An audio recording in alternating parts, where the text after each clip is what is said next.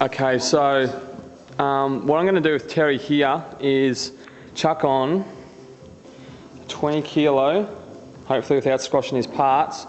Now what that does is essentially locks down the weight, because when you use heavy weights, your body gets a drag and wants to force itself down and out in different directions. So this just helps to lock him down with basically from his chest to his torso down. Now he can lock his feet under here, that way he locks his hips all the way through to his feet down, gives him a good structure, and he can push through his body as he wants to also then lift his arms up. So there's nothing wrong with that, it just makes it easier to do the form properly.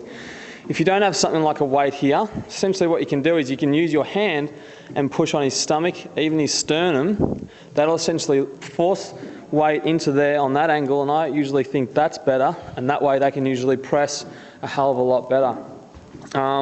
The other way is you can use 20 kilo weights if your bench doesn't have something like this, and you could put the weight on his feet on the ground, especially if you're doing a flat bench press.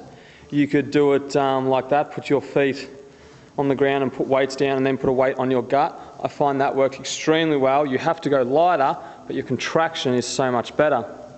And what Terry's doing here with his flies, so slight bend in his arms as he's coming down. His arms are going basically right over his, pretty much right over his mouth, his nose, his eyes, which is what you want, from your chest to the top of your shoulders, which is doing it perfectly. And also then when he comes up to the top, he's staying just outside, because as soon as you start to bring those dumbbells inside, you're resting essentially. Now if you're doing lots of drop sets or something, you may need to do something like that just to help, or maybe not, everyone's different. But that's probably about it for what I wanted to wrap up on that with doing a fly movement.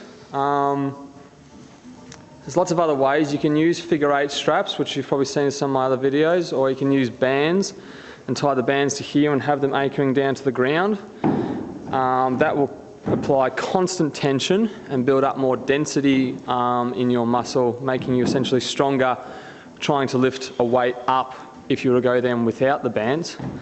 And now Terry's bringing the weights more forward and doing almost essentially more of a flat fly. So you can do that when you have a lighter weight, and look, there's nothing wrong with that, but you don't want to bring it too far forward, because then it applies too much strain on your shoulder, your middle and front, so you need to be careful there. So sometimes we usually will start where he is now, and then we'll finish with the incline.